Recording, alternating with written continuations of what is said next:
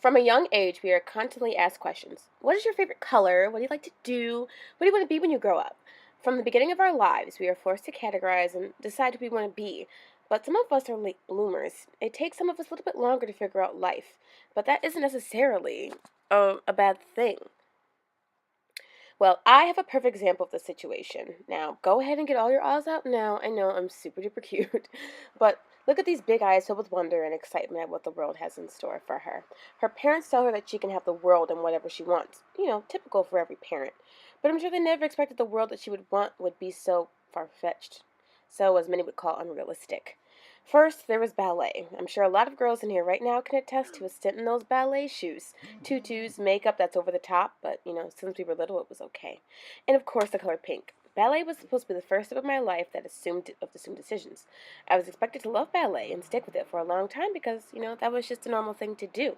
Well, I had other plans. I hated dance. I hated being told what to do and where to stand. I hated the makeup, despite my love for it now as an adult. I hated waking up early on Saturday mornings. It broke my parents' hearts that I didn't love dance like all the other little girls. It was clear that I was going to be an outlier. The question that soon became a standard in my household: what are we going to do with that Sharia? Well, then there was tennis and gymnastics, violin and soccer, and so many other activities, but none of them seemed to stick. Meanwhile, my older brother was excelling at everything like baseball, track, and football. He was bringing home every trophy and medal along with my parents' pride. But I was still sitting without even a participation certificate, still confused as to what I wanted to do, still trying to find where I fit in. Well, this became very hard on me as I began to withdraw into myself. Contrary to what you see now, I was terribly shy as a kid. A lot of days spent confused and upset at myself for not fitting into the molds prepared for me. There was one thing I found that I loved, and that was watching TV. I mean, it was super easy. Obviously, this troubled my parents because they had a child who seemed to have no ambition in life. But in this era of my constant television consumption, I discovered some classic films thanks to TMC. Barbra Streisand and Funny Girl, Natalie Wood and West Side Story. I could feel my heart pulling towards something, but I assumed it was just my love for the movies. I mean, that was typical for a shy recluse to find the life she desires in pictures. Little did I know that the seed was being planted. Flash forward to 2009, freshman year of high school. This era in your life where you start discovering your passions and begin to take them seriously, aka my worst nightmare. I still had no idea what I wanted for myself. When I saw a poster in the hallway that one day, West Side Story auditions on the wall, it all made sense, literally, just like that. I was destined to be a performer. My high school doing my favorite musical in my first year? Come on. So I showed up to the audition in my gear and had my positive attitude. I mean, this was my destiny, right? Anita was my role to snatch. It didn't matter that I was a freshman stepping into waters I had never before treaded. I was sick of being this little fawn waiting for life to show her the way. I was ready to take my life into my own hands. So I took the stage and I sang my song. I learned my choreography and I basically dominated that audition. I mean, there was no doubt in my mind that I had stolen the role and was ready to make history. A freshman having a lead role? People I didn't even know were coming up to me and telling me that I was for sure in and that everything was going to happen for me. This was it. My lifelong question had been answered. It was stardom from here on out. So imagine how shocked I was when I looked at the cast list the next day and my name was nowhere to be found. I didn't even make ensemble. I thought I had finally figured it all out and I was met with soul crushing defeat, but I was shocked at how hurt I was. I cried for a literal week. Why was something that I had never done before crushing my spirit in such an all consuming way? It hit me that if I really wanted this, I had to work for it. So for the first time in my life, I worked. I prepared myself for fall auditions the next year and was cast in the lead part in our town. And from there on, I worked my way up the ladder, starting in the ensemble for Suzico my sophomore year, and ultimately getting a chaperone in the Jolly Chaperone the next year. I needed that harsh reality check. I had to work if I wanted things to happen for me. Beyond the friendships I discovered through theater, I found myself in the process. Gone was that shy, reclusive girl for the most part. Here came the drama queen you now see today. The feeling of being on stage, feeling the audience pump their energy to me.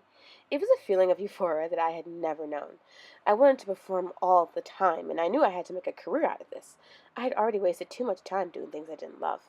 It was a confusing time realizing what I was meant to do. The worst part was that my choice of career was far from standard. It was scary telling my parents that I didn't want to go to school for law or business. I'm sure the first thing they imagined was their darling baby living out of a car in the middle of California, another statistic, stepping into a world of crushed dreams and heartbreak. Well, to my shock, my parents were overly supportive.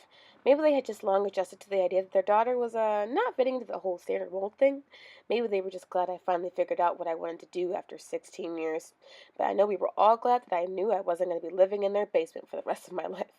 Regardless of the reason, having their support was all the motivation I needed to begin planning out my pursuit. With my newfound confidence, I finally began to fall into my role. Always the weird, quirky, but we kind of keep her around because she's sort of funny kind of one of the group. I was almost ashamed to tell people I wanted to work in the film industry because of the looks and the, oh, isn't that nice reactions I would receive. I was back in that rock and a hard place. I finally figured out everything I wanted to do, yet I was afraid of what other people thought of me.